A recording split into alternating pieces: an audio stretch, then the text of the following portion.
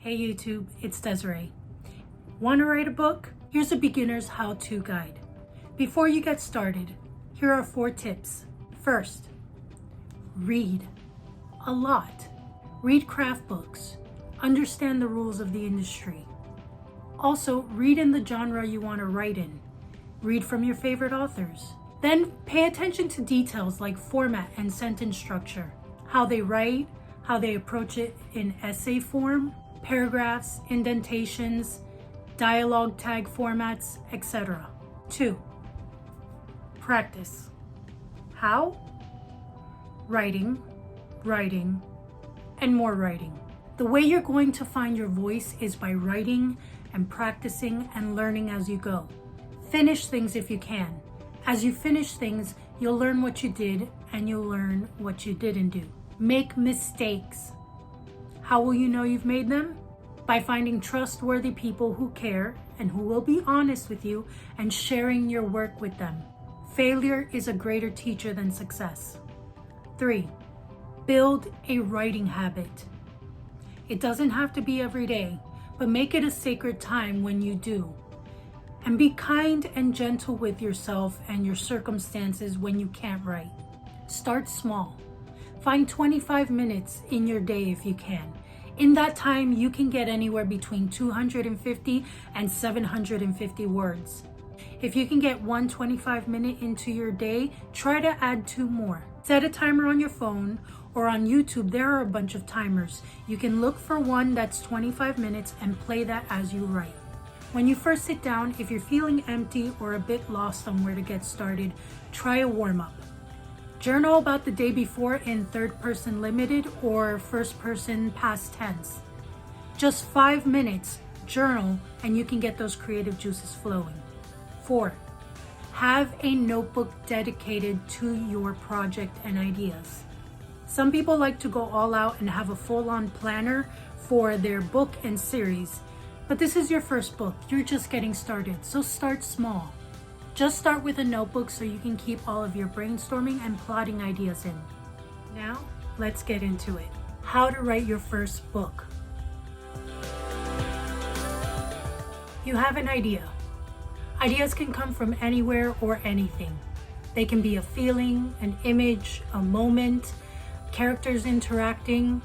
For me, what sparked my idea for my recent book that I'm working on is a thumbnail on YouTube, and it was a Bob Ross painting that he was doing, and it was just of a cabin. And suddenly I just found myself with a scene in my head, and I started typing, and boom, I busted out the first 15 pages of the book. So an idea can come from anywhere. Next step is to sit with your idea, grab a notebook, and start jotting down everything you know about your idea. Anything and everything. Either you use a notebook or a digital document, doesn't matter. Brain dump your idea. This isn't an essay, this is for you. No one else is going to see this. So you have an idea. Now what? Let's ask, is there a main character? Do you see multiple characters whose point of view will lead the story? If so, focus on one for now. What is the main character that comes to mind? Now ask yourself, who are they? What are they doing right now? My main character was watching the rain, lamenting that they couldn't go outdoors and paint that day. What were they physically doing? She was making herself a cup of coffee. What's the opening scene? If a camera were to pan in from around the corner or into a space, what would we see? Visualize it. Is your character even in the scene?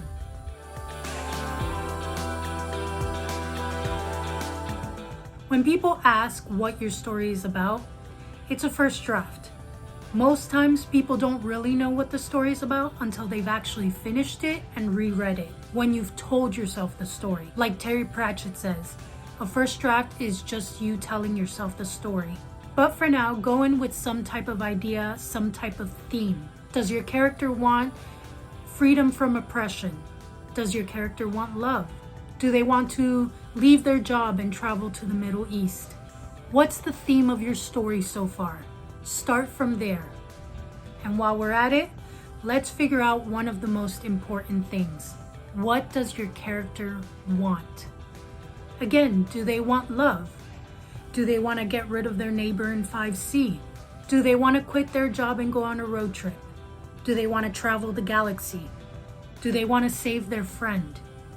Do they want to buy the house that 16 other people placed an offer on?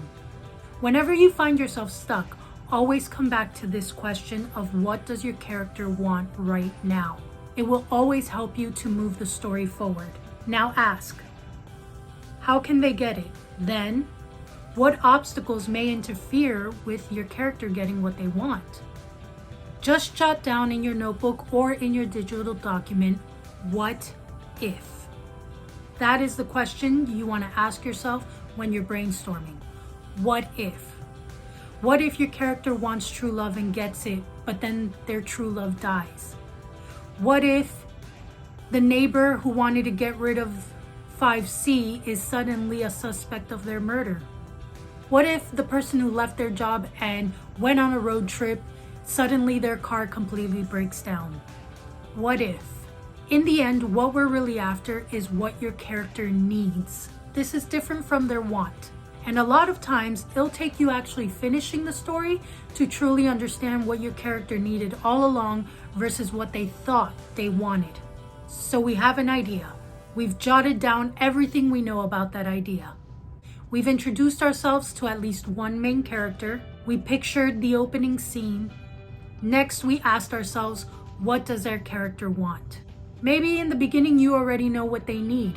Just know that at the end of the story, that is where we want to end at. Your character figuring out what they needed all along versus what they thought they wanted. Now, it's time to create what happens. In other words, plot.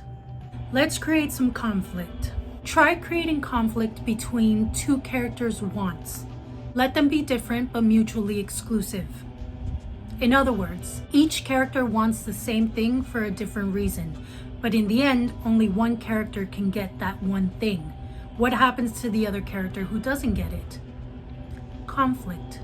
Now, I related to this statement immensely when I heard it from Neil Gaiman in one of his master classes. As a beginner writer, you want your readers to escape from all the hardships of real life.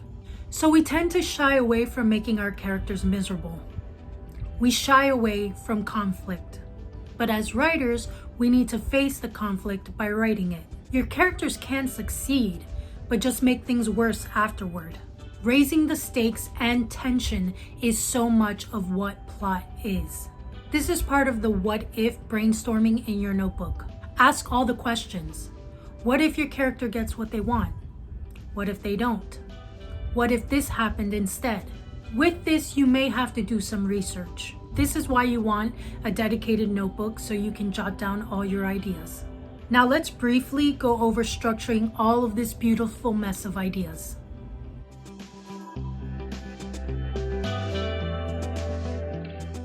Now there are people who don't outline and just write as they go. We tend to call them pantsers, and those who outline are called plotters. In the end, we're all really a bit of both. Outlines can be super helpful in saving time during the drafting process. You don't have to have one. You can even outline as you go.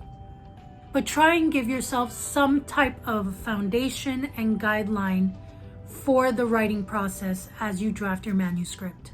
Some ideas for outlining can be scene cards.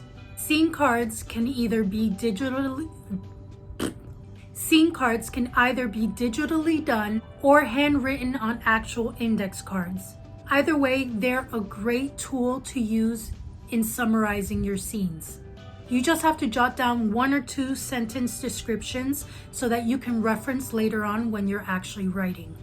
To outline as you go, what I tend to do is I usually have a notebook where I actually outline and write down each chapter. And before I write the chapter, I ask myself, what needs to happen next? What could happen? What if ...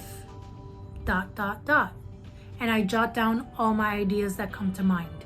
9 out of 10 times while brainstorming, the idea for the scenes for that chapter will come to mind, and I'll feel more equipped when it's time to write. So if the idea of outlining intimidates you, try that simpler approach. The 3-act structure. You may have heard of this. The 3-act structure divides a story into 3 distinct parts. Each are anchored around one or more plot points that drive the overall action of the story. Over the course of the 3 acts, a complete story structure unfolds. We have Act 1, which is the setup of the story. We have Act 2, which is the confrontation.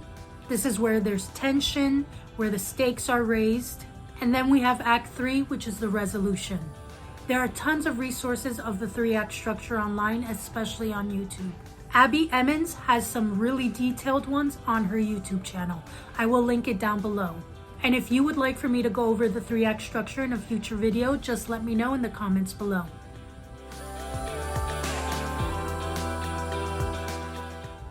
Just write.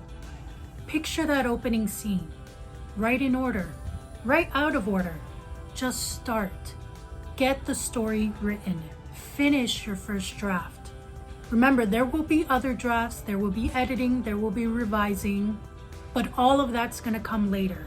I would say don't edit as you go, but I tend to do that. I really like clean first drafts, but you don't have to.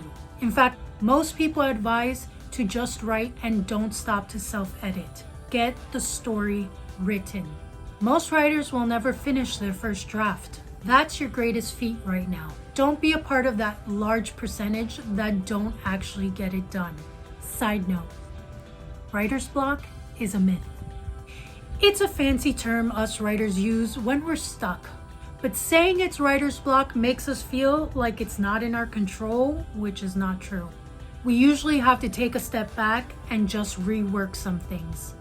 We have to figure out why we're feeling stuck. And again, usually asking, what does my character need right now, is usually the key to unlocking whatever's been missing or that kind of threw us off the rails. It takes work, which is what scares us sometimes. Hence, it's just better to call it writer's block.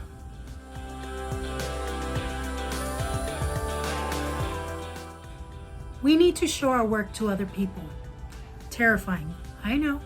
But we won't know what needs work unless we get someone else's eyes on it. They'll see what you can't because you're too close to the words. I reached out to an author that lives in my city. They're part of one of the big publishing houses, and their book actually made it into a major motion picture that is pretty well known. I decided to take a chance and I emailed them just to see. And they agreed to meet with me. I showed them my very first chapter, and they were very kind and very gentle. But if I hadn't shown them, I wouldn't have known how horrendous my sentence structure was. I didn't properly indent my paragraphs or my dialogue as one would in an essay. It was just a blob of words. Connect with the writing community. Watch live writing sprints that are hosted by other author tubers and chat with people in the chat. Here's a call to action. If you are a writer and you are needing other writers to read your story, share what genre you write below and leave your Instagram or Twitter tag. Reach out to each other. You can also find online groups in your city who are usually still meeting online these days, which makes it really easy to connect. There are even writer discords out there as well. It may take some time, but do your research and find those communities and make acquaintances. You never know. And last, as Neil Gaiman said, have faith in yourself. You have to have faith in yourself because the process can be daunting and unknown. But you have to keep forging ahead. If this is what you want, do the work, go for it, and don't give up. So I hope you guys like this video. Connect with each other down in the comments below. And don't forget, if you like this video, give it a thumbs up. And if you haven't already, make sure you subscribe so you don't miss out on next week's video. You can find my blog at coffeereadingwriting.com, and I'm also on ko-fi.com/Desiree M. Ortega. All the links will be down below. So if this is your first time writing a book, get to writing. If you have any questions, leave them down below, or you can always email me at coffeereadingwriting@gmail.com. Thank you guys so much for watching, and I'll see you very soon.